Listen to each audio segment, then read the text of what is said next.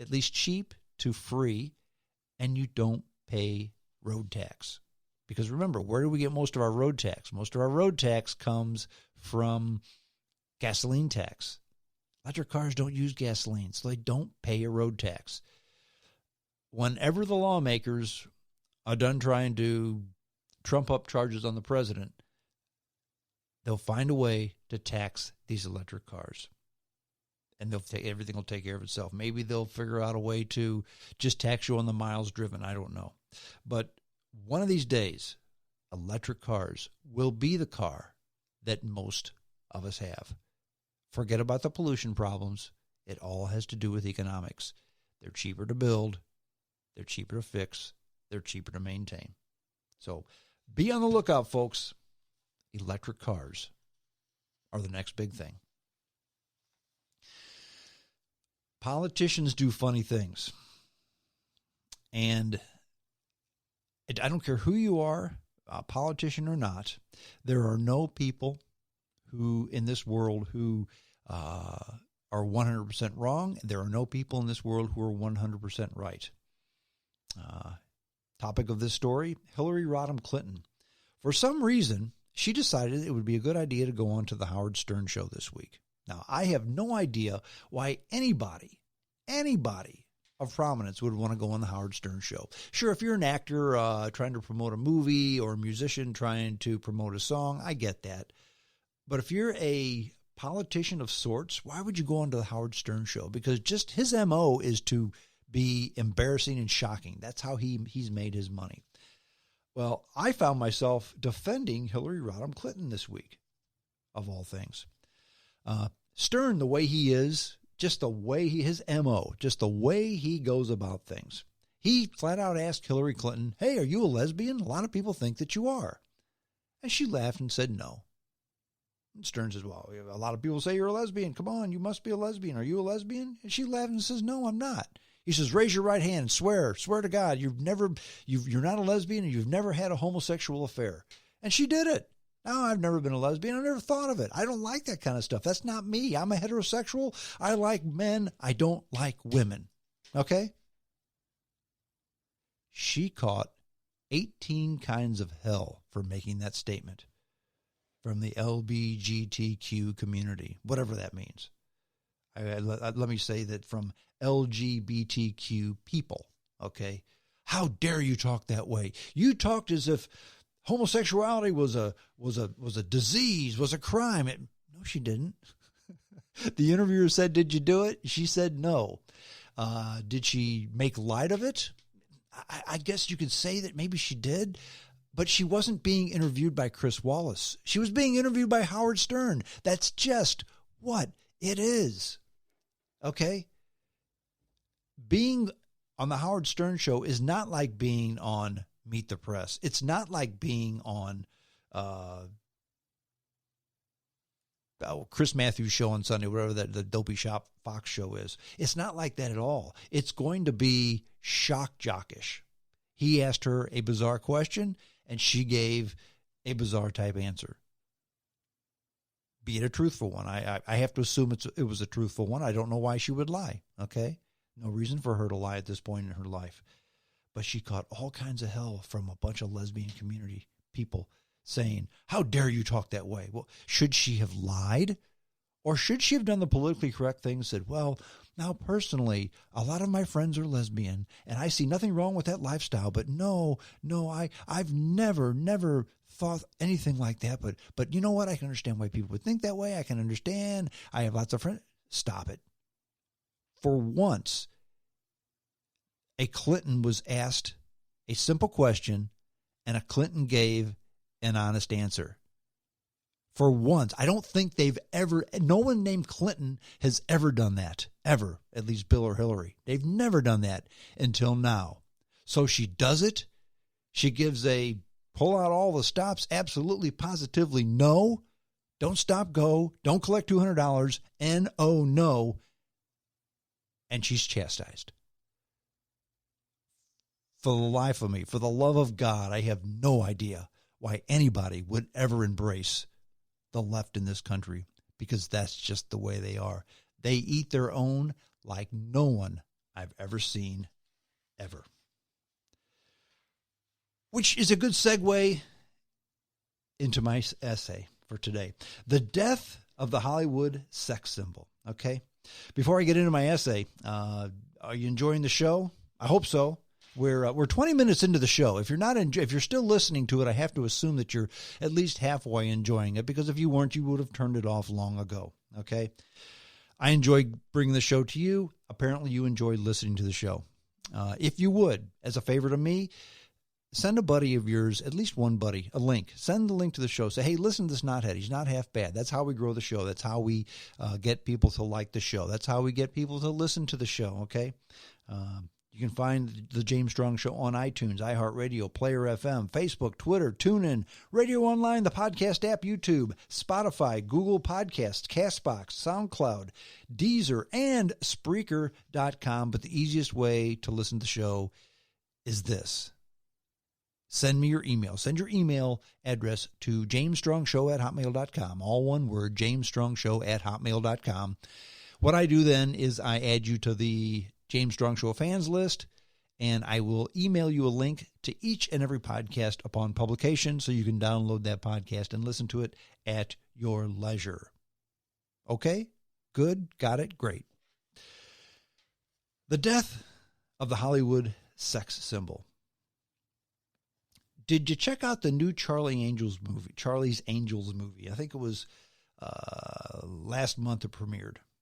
Did you check it out? Did you see it? Probably not, because it flopped. It was a dismal, dismal failure. And why was this? Well, it's the same story they've told 17 times. Well, no, because these comic book stories and the Star Wars movies and the Bond films, and they've told many stories many times and they're successful. Was it not well acted? Well, no, it was acted just fine. Okay. They had maybe one or two prominent actresses in the movie, and the rest of them were unknowns. But many movies are that way, because you can't pay 5 people $20 million to be on a movie. There's 1 or 2 stars. The rest of them are up and comers. Okay, so the acting was fine. Okay, like I said, the cast was not well known, but the cast was fine. I mean, in so many of these superhero movies, the cast are a bunch of unknowns. Why did the Charlie's Angels movie fail? Plain and simple. What's the whole premise behind Charlie's Angels? What was it? The Farrah Fawcett. I can't remember the other 2 gals. But anyway, they were Jacqueline Smith. Thank you. And there was one other one. I can't think of her name. The thinner of the 2, the little gal. Anyway, there were 3 of them. Why were they popular? Sexy. They were sexy. Charlie's Angels was about 3 sexy gals who were badasses and fought crime. Okay? This Charlie's Angel movie, they're not sexy. They didn't wear sexy clothes. They didn't do sexy things. It was a dude movie with gals. It didn't make it. It was a buddy film with gals. Didn't make it. Nobody wants to see a movie like that. And nobody did. In my opinion, I'm going to say this, and it's going to be very controversial, okay? There's a lot of you that are going to say, "Why, Strong, you're just a sexist pig." I ask that you hear me out for the rest of the podcast, okay, before you really think that. But I'm going to make a statement here. The Me Too movement has ruined the Hollywood sex symbol. It's ruined it, both for men and for women. Now, who agrees with me? Certainly not the feminists of this world, right? Wrong. A lady named Camille Paglia wrote a story this week in the Hollywood Reporter. Now, and basically it affirms everything that I've always said about how men and women view one another. So if you want to talk about 2 people who are diametrically opposed to everything, agreeing with 99% of this topic, who is Camille Paglia? She's a feminist academic and social critic. In fact, some of her quotations, I'll read 3 of her quotations to you just to let you know what type of person she is. She's a feminist academic, okay? And a lesbian, by the way. Here are her quotes. If civilization had been left in female hands, we would still be living in grass huts. Here's another Camille Paglia quote. There's no female Mozart for the same reason that there's no female Jack the Ripper. Another Camille Paglia quote. Leaving sex to the feminists is like letting your dog vacation with the taxidermist. Her influencers, Nietzsche and Freud. There's a pair. Now, she claimed to be the only lesbian at Yale grad school between 1968 and 1972. The only open lesbian. Let's put it that way. The only one that raised her hand and said, yep, I'm one of them. So she's always been open about the way she is and the way she thinks. And you think to yourself, well, if she's a feminist academic and social critic and card-carrying, flag-waving lesbian, why wouldn't the left love her? They can't stand her because even though she is this way, she doesn't always think the same way. She believes, truly believes, that men and women are different. And behavior is hormonal. Yeah, because we have different hormones. We're not the same types of people, and we behave the way we behave because men and women are very, very different. That's a fact. Okay, many of you say, it's an opinion strong. Okay, then it's opinion based in fact, okay? She believes that rape is a sexual act, not just an act of violence. Yes, it's an act of violence, but it's an act of violence with a sexual act included. She has been chastised for making a statement like this. She believes that climate change. She thinks climate change is a hoax. Not that climate change is not a real deal. It is. But there's no evidence that shows that because we drive too many SUVs, that's why we have climate change. She's also not a big fan of taking people who are transgenders and say, okay, I know yesterday you used to be a man, but now you decide to be a woman, so now you're a woman. She's not a fan of that at all. In fact, what she has said is liberals choose science to back arguments like climate change, but ignore science when talking about issues like transgenders, okay? She also supports NAMBLA and pedophilia. Big fan of both. In fact, she believes the age of sexual consent should be 14 years of age. So this gal is different with a capital D. But she's spot on when it comes to the death of Hollywood, or the death of the Hollywood sex symbol, I should say. Paglia and I both believe that women use sex for power and for fame. Why? Because they can. And they have something that men don't have. And that's the power to influence other men with sexuality. Now, the whole homosexual thing, leave that behind. We're not talking about that because homosexuality is a minority. We're talking about most people. In fact, we're talking about most people. We always talk about most people. We can't talk about all because all doesn't include everybody. It never does. But women use sex for power and for fame because they can. Do you ever hear the old saying by Richard Pryor? And it's been used by many people, but to the best of my knowledge, Richard Pryor was the first thing to say.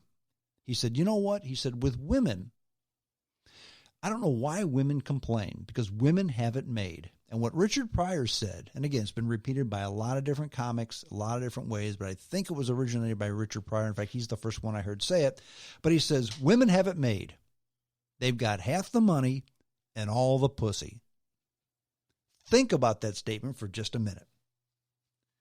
The Me Too movement has neutered games between the sexes because nobody wants to offend anyone, okay? Now, abuse, disrespect, discrimination, all wrong, terribly wrong. But we've taken it too far. I mean, nobody believes the casting couch was a good idea. I'll use a word that's in our term that's in the news nowadays with the whole impeachment deal, quid pro quo. If you do this for me, I'll make sure you star in my next film.